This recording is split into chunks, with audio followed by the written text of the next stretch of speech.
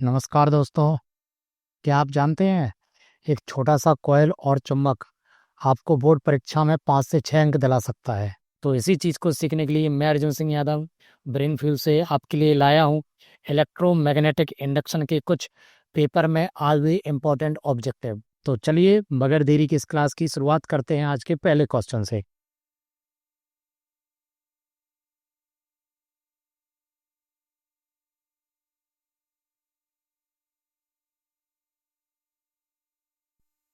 पहला क्वेश्चन है, विद्युत चुम्बकीय प्रेरण की खोज किसने की थी? तो विद्युत चुम्बकीय प्रेरण की खोज की थी माइकल फैराडे ने। इन्होंने सन 1831 के आसपास विद्युत चुम्बकीय प्रेरण की खोज की थी। यहाँ आप देख भी सकते हैं इन्होंने की थी खोज। यहाँ दिया गया है ऑस्ट्रेड। तो ऑस्ट्रेड ने हमें क्या बताया था? ऑस्ट्रेड ने बताया था हमें विद्युत धारा का चुंबकीय प्रभाव। अगर हमसे पूछा जाता है विद्युत धारा के चुंबकीय प्रभाव की खोज किसने की थी, तो हम बताएंगे ऑस्ट्रेड ने। यहाँ आप देख भी सकते हैं कि जब चुंबकीय बल रेखाएं इसके पास से निकलती हैं तो गैल्वेनोमीटर में कुछ विक्षेप उत्पन्न होता है। इस डायग्राम में हम देख सकते हैं कि कैसे चुंबकीय फ्लक्स में परिवर्तन हो रहा है और चुंबकीय फ्लक्स में परिवर्तन होने की वजह से प्रेरित विद्युत वाहक बल उत्पन्न हो रहा है। इसी को ही हम विद्युत चुंबकीय प्रेरण कहते हैं। यदि समतल कुंडली में n फेरे हों तो उसका 100 प्रेरकत्व समानुपाती होगा। यहाँ एक जो कुंडली दिखाई गई है, अगर हम कुंडली के लिए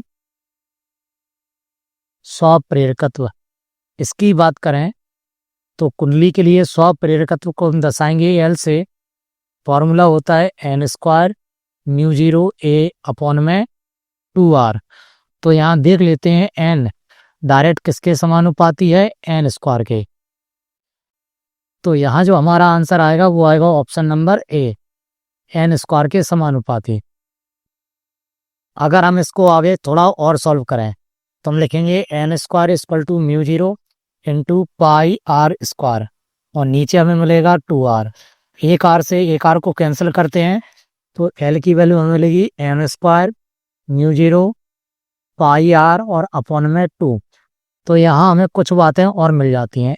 l समानुपाती है n स्क्वायर के, जिसको हम पहले भी देख चुके हैं। l समानुपाती है म्यू जीरो के और l समानुपाती है r के। अगर हम त्रिज्या बढ़ाएंगे तो भी स्वप्रेरकत्व का मान बढ़ेगा और अगर फेरों की संख्या बढ़ाएंगे तो भी स्वप्रेरकत्व का मान बढ़ेगा।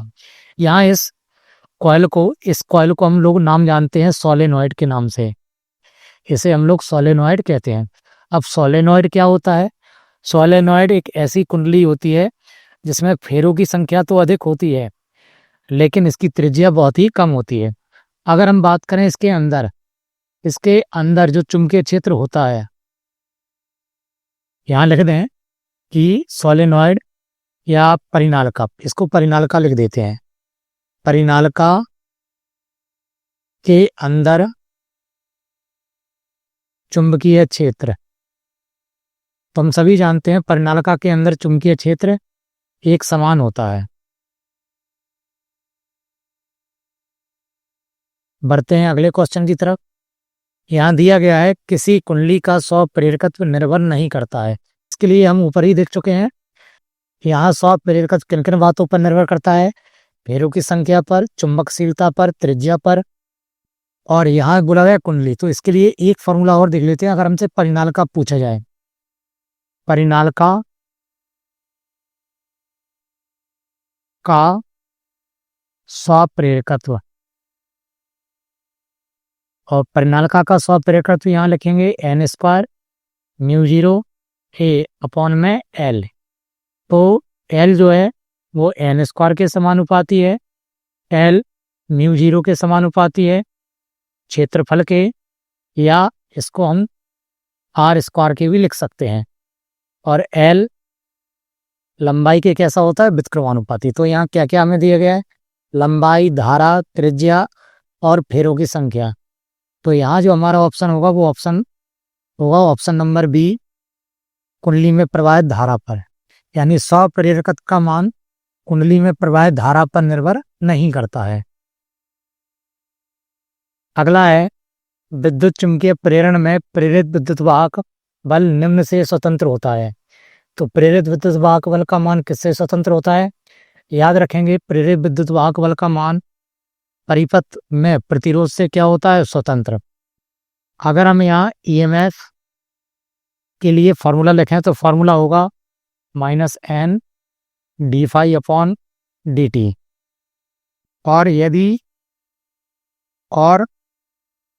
यदि धारा के लिए फॉर्मूला लिखें तो धारा I बराबर फॉर्मूला होगा हमारे पास n/r d∅/dt। यहाँ इसके बारे में कुछ बात याद रखेंगे कि जितना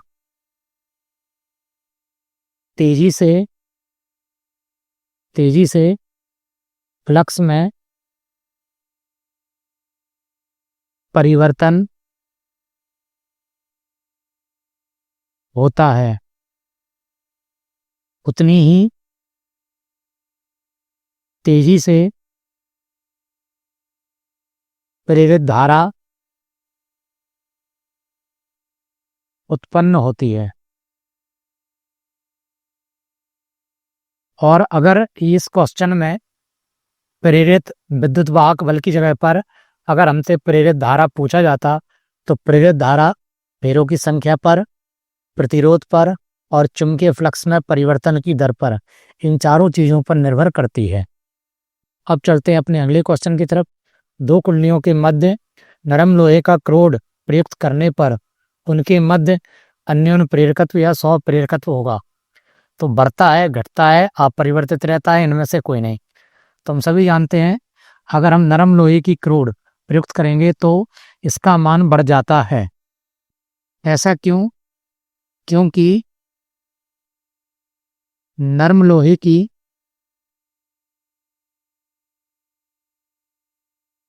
चुंबकशीलता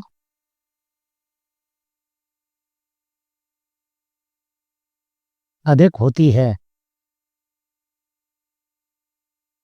और जैसे ही हम दो कुंडलियों के बीच नरम लोहे का क्रोड प्रयुक्त करते हैं और जिससे उसकी सौ प्रेरकत्व का मान या अन्योन्य प्रेरकत्व का मान बढ़ जाता है।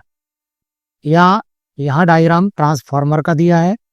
ट्रांसफार्मर में दो कुंडलियां हैं, इसलिए अगर पूछा जाए कि ट्रांसफार्मर किस सिद्धांत पर कार्य करता है, किस सिद्धांत पर कार्य करता है, तो याद रखेंगे अन्योन्य प्रेरकत्व।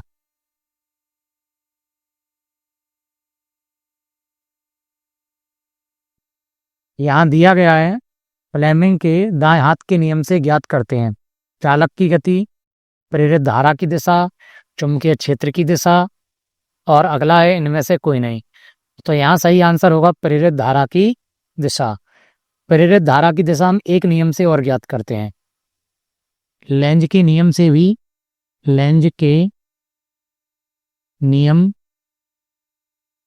भी प्रेरित धारा की दिशा ज्ञात करते हैं।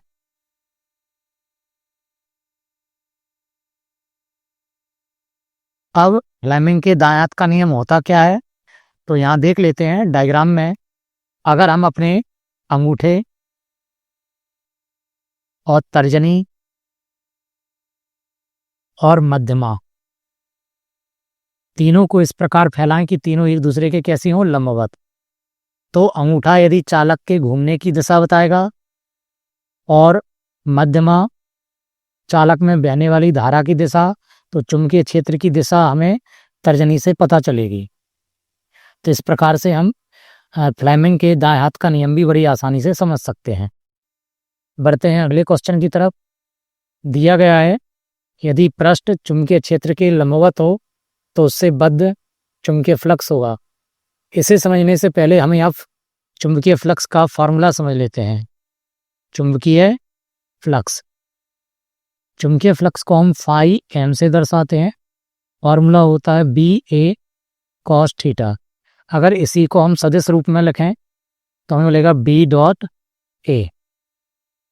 यहाँ लिखा तो जरूर सदिश में जाता है, लेकिन जो चुंबकीय फ्लक्स होती है, चुंबकीय फ्लक्स, जो चुंबकीय फ्लक्स होता है वो अदिश राशि होती है।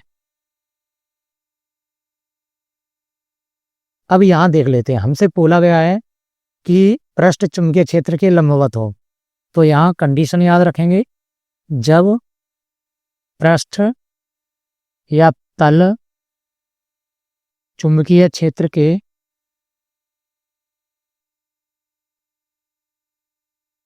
लंबवत हो तब यहाँ थीटा का जो मान आएगा वो आएगा 0 डिग्री, और यदि हम cos 0 का मान रखें तो हमें मिलेगा 1। तो इस प्रकार से हमें फाई एम की वैल्यू मिल जाती है बी ए, जो कि अधिकतम वैल्यू होती है। तो इसका जो सही आंसर आएगा वो आएगा अधिकतम, ऑप्शन नंबर बी। यहाँ एक बात और समझ लेते हैं, अगर लंबवत ना होकर यहाँ समांतर दिया जाए तो यहाँ देख सकते हैं, जब पृष्ठ या तल चुंबकीय क्षेत्र के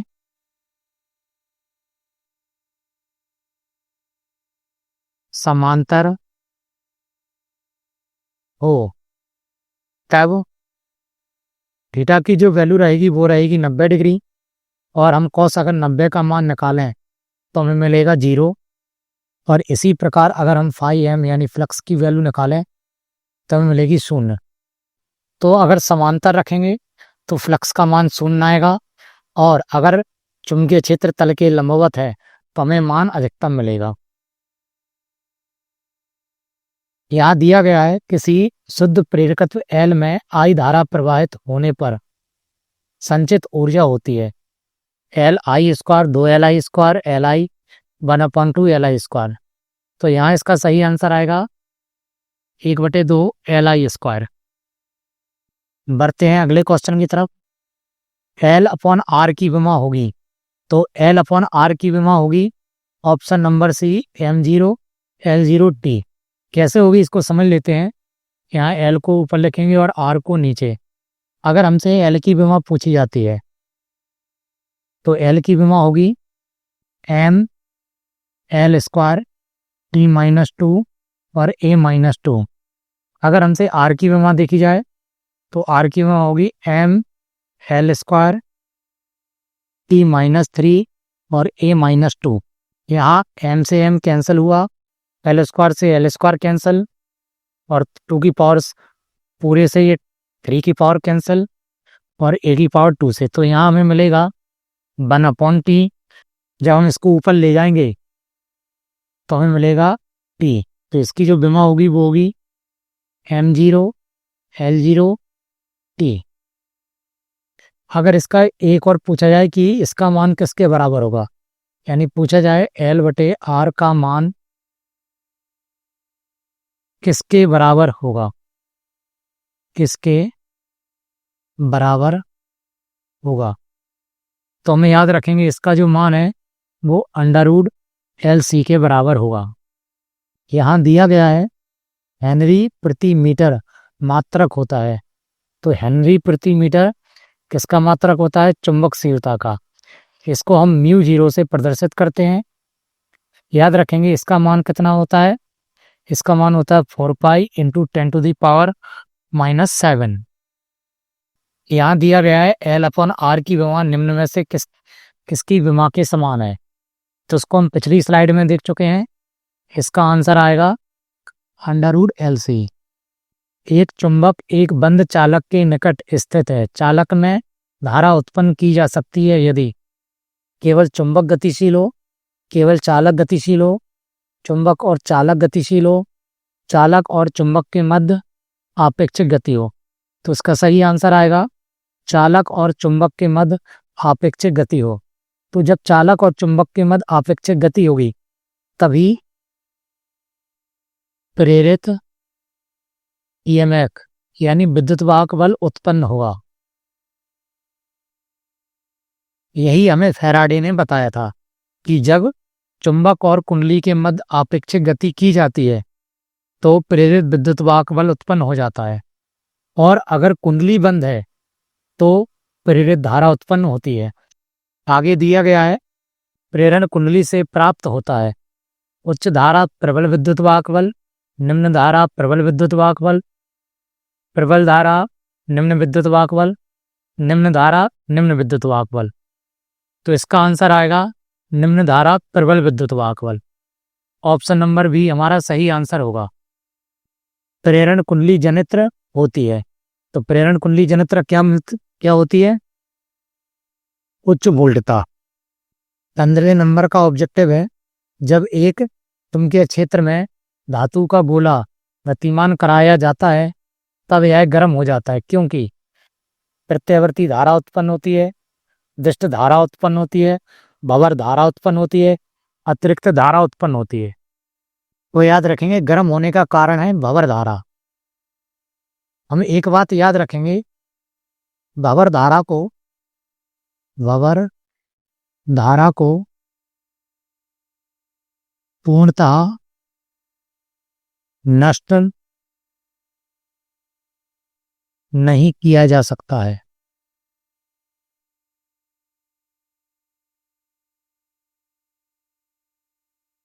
इन्हें केवल कम किया जा सकता है। और भंवर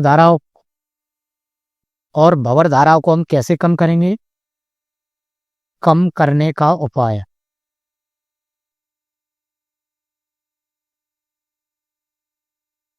तो हम क्या करेंगे, ट्रांसफार्मर की जो क्रोड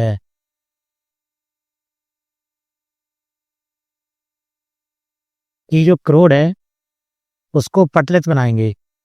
ट्रांसफार्मर की क्रोड को पटलित बनाकर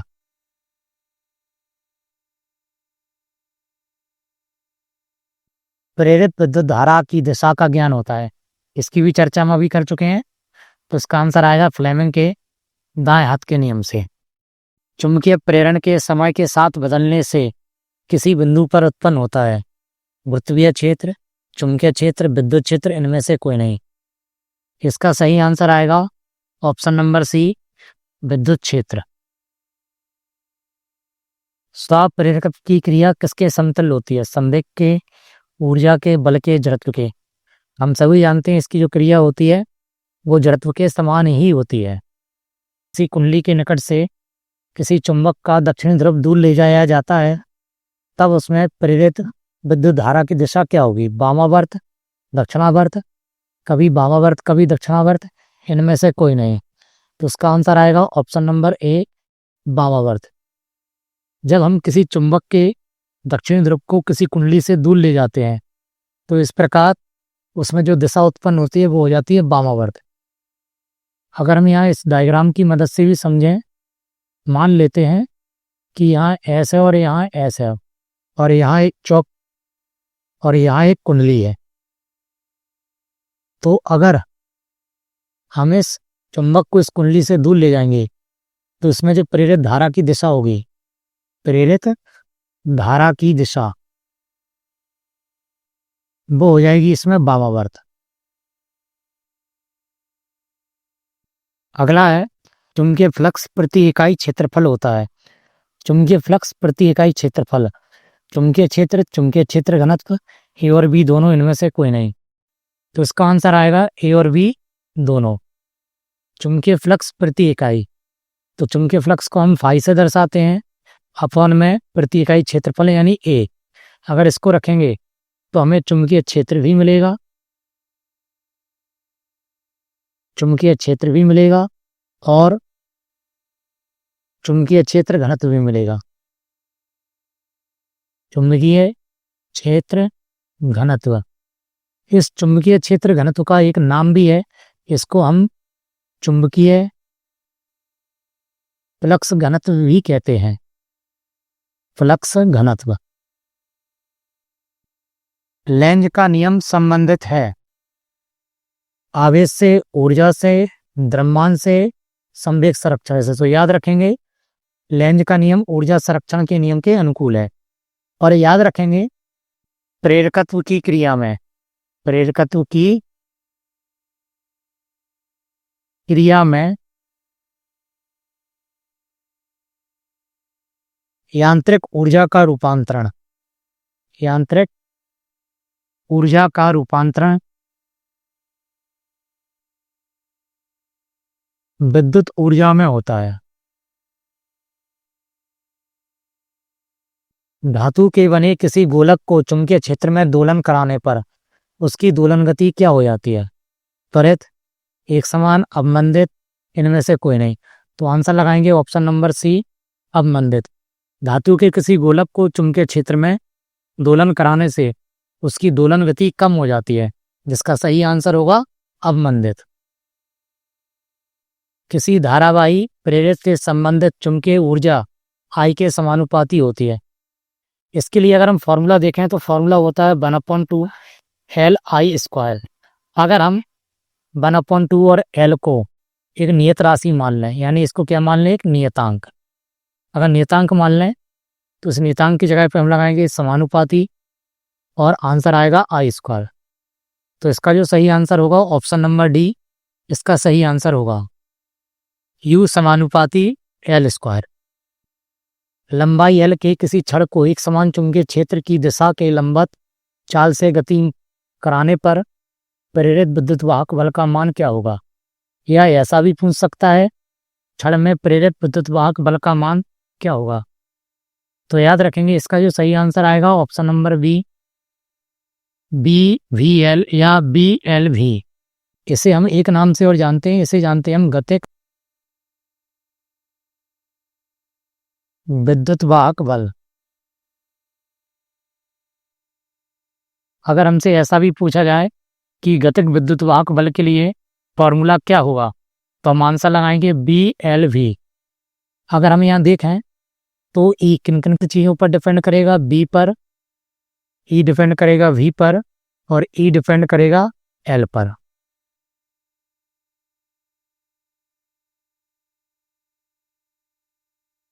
एक लूप में चुंबकीय फ्लक्स के परिवर्तन की दर तुल्य होती है। तो हम सभी जानते हैं चुंबकीय फ्लक्स में परिवर्तन की दर किसके बराबर होती है? प्रेरित विद्युत वाहक बल के। तो इसका सही आंसर होगा ऑप्शन नंबर ए, प्रेरित विद्युत वाहक बल।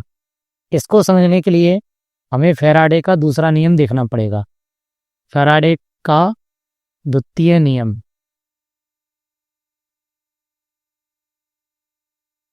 फैराडे का द्वितीय नियम कहता है कि किसी कुंडली में उत्पन्न प्रेरित विद्युत वाहक बल चुंबकीय फ्लक्स में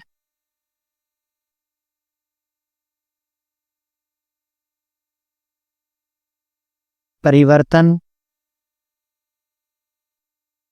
की दर के समानुपाती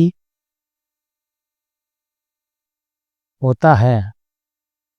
अगर हम यहाँ देखें E समानुपाती d∅/dt। अगर इस समानुपाती को हम हटाएंगे तो हमें नियतांक मिलेगा -1। वह आंसर आएगा E बराबर -d∅/dt। यहाँ माइनस चिन्ह क्यों आया है? तो यहाँ देख सकते हैं माइनस चिन्ह प्रेरित विद्युत वाहक बल का विरोध करता है, विरोध करता है। इसी विरोध को समझाने के लिए आगे एक वैज्ञानिक हुए लेंज, उन्होंने लेंज का नियम दिया, जिन्होंने एक नियम दिया और उन्होंने बताया कि किसी कुंडली में उत्पन्न प्रेरित धारा उस कारण का विरोध करती है जिस कारण से वह स्वयं उत्पन्न होती है। डायनेमो जनित्र का कार्य सिद्धांत है। तो डायनेमो जो काम करता है वो करता है विद्युत चुम्बकीय प्रेरण के सिद्धांत पर। ऑप्शन नंबर बी इसका सही आंसर होगा। स्वप्रेरकत्व या अन्योन्य प्रेरकत्व का मात्रक है। हम सभी जानते हैं स्वप्रेरकत्व का मात्रक होता है हेनरी। चाहे हमसे स्वाप प्रेरकत्व दिया जाए चाहे अन्योन प्रेरकत्व, इन दोनों के ही केस में इसका मात्रक हेनरी होता है। और यहाँ जो हेनरी है यह है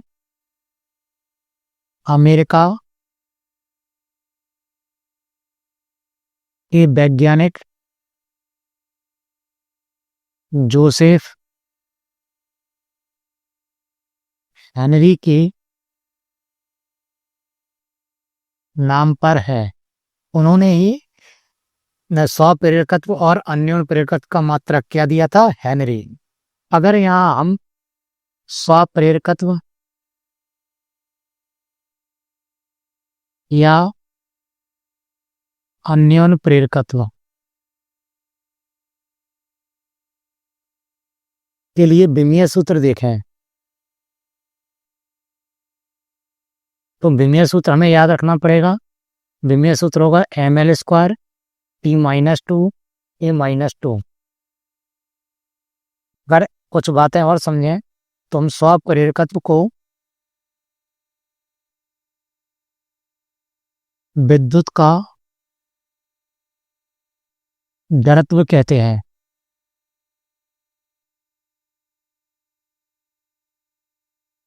अगर हमसे पूछा जाए स्वप्रेरकत्व और अन्योन प्रेरकत्व कैसी राशि है तो याद रखेंगे ये दोनों ही कैसी राशि होती हैं? अदिश। एक चुंबक एक बंद चालक के निकट स्थित की जाती है।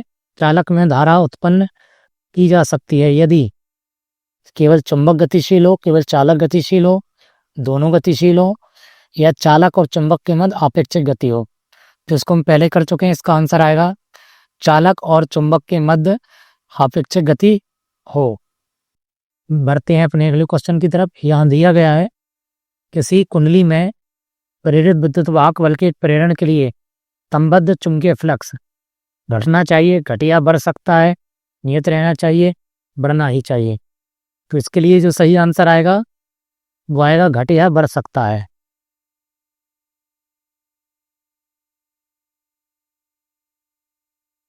किसी कुंडली से संबद्ध चुंबकीय फ्लक्स का मान बदला जा सकता है। कुंडली को परिवर्ती चुंबकीय क्षेत्र में रखकर, कुंडली को एक समान चुंबकीय क्षेत्र में घुमाकर, एक समान चुंबकीय क्षेत्र में कुंडली का क्षेत्रफल बदलकर, या सभी विधियों से। तो इसका आंसर आएगा सभी विधियों से। इन सभी विधियों से हम चुंबकीय फ्लक्स के मान को आसानी से बदल सकते हैं। अगला है विद्युत चुंबकीय प्रेरण की घटना में ऊर्जा परिवर्तन होता है। तो इसकी चर्चा भी हम पहले कर चुके हैं। तो यहाँ आंसर देख लेते हैं, यांत्रिक ऊर्जा का विद्युत ऊर्जा में। विद्युत चुंबकीय प्रेरण की घटना में जो यांत्रिक ऊर्जा है वो हमें विद्युत ऊर्जा के रूप में प्राप्त होती है। एक कुंडली की कुल लंबाई को अपरिवर्तित रखते हुए उस कुंडली में फेरों की संख्या दुगनी कर दी जाती है तो उसका स्वप्रेरकत्व कितना हो जाएगा? जैसा कि हम दूसरे या तीसरे क्वेश्चन में देख चुके हैं, जो स्वप्रेरकत्व होता है वो n² के समानुपाती होता है। अगर हम फेरों की संख्या दुगनी कर देते हैं तो 2 का स्क्वायर करने पर हमें आंसर मिलेगा 4। तो जो नया स्वप्रेरकत्व होगा वो पहले से कितना गुना हो जाएगा? 4 गुना। इसलिए इसका जो आंसर आएगा वो आएगा ऑप्शन नंबर ए, 4 गुना। दो कुंडलियों के बीच अन्योन्य प्रेरकत्व द्वितीय कुंडली में प्रेरित विद्युत वाहक बल के बराबर होता है, जबकि प्राथमिक कुंडली में धारा।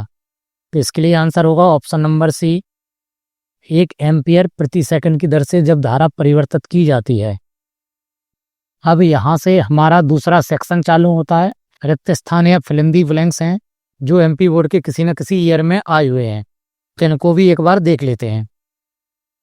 चुंबक और कुंडली के मध्य खालिस्तान गति होने पर चुंबक कुंडली में प्रेरित विद्युत वाहक बल उत्पन्न होता है। तो इसको हम पढ़ चुके हैं। इसके लिए आंसर आएगा आपेक्षिक गति।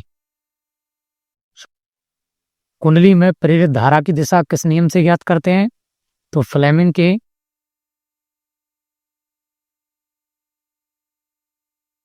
दाएं हाथ के नियम से।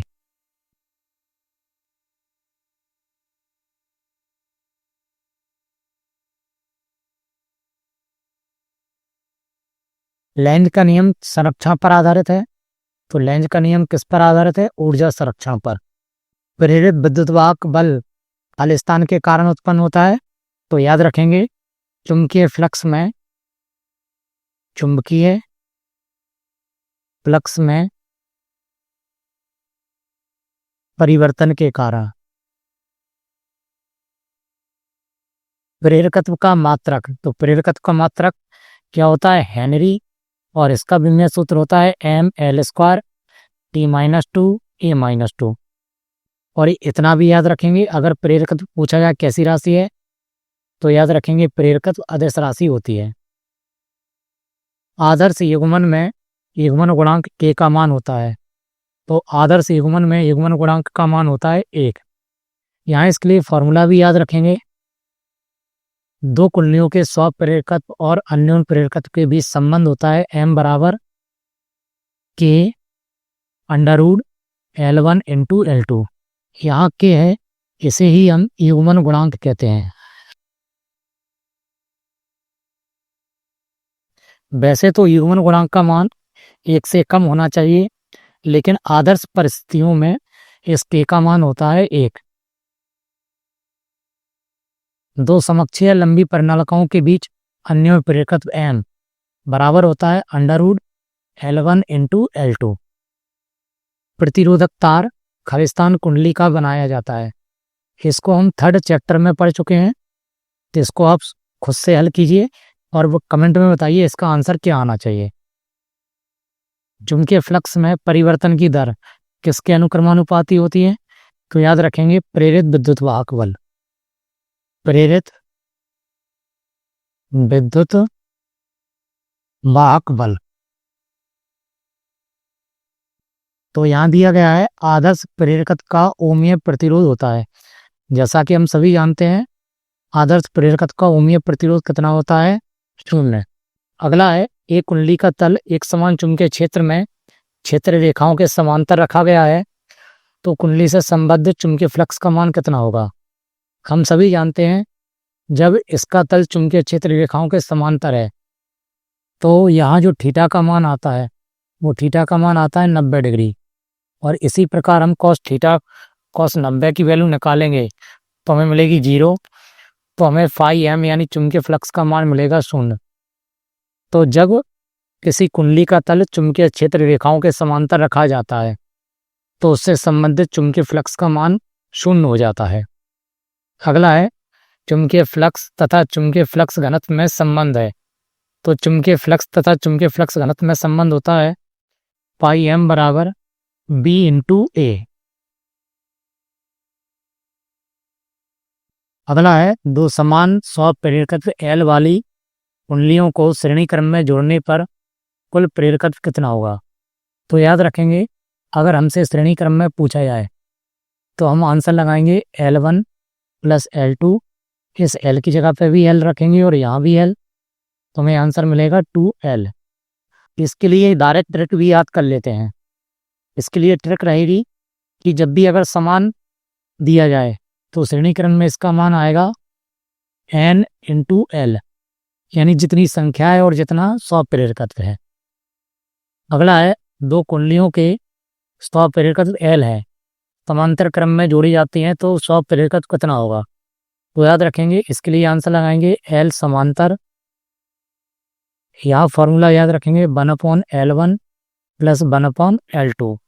अगर हम यहाँ L1 की जगह पे भी L रख दें और इसकी जगह पे भी L रख दें तो हमें आंसर मिलेगा 2/L। इसको हम दोबारा सॉल्व करेंगे, L समांतर में हमें आंसर मिलेगा L/2। इसके लिए भी हम यहाँ ट्रिक देख लेते हैं। ट्रिक रहेगी हमारी, अगर L समांतर पूछा जाए तो आंसर रहेगा L/संख्या, जो भी नंबर दिया है हम उस नंबर से इसको डिवाइड कर देंगे। अगर कभी कभार ऐसा पूछ लिया जाए कि दो कुंडलियों जिनके स्वप्रेरकत्व L हैं, पहले समांतर क्रम में और फिर श्रेणी क्रम में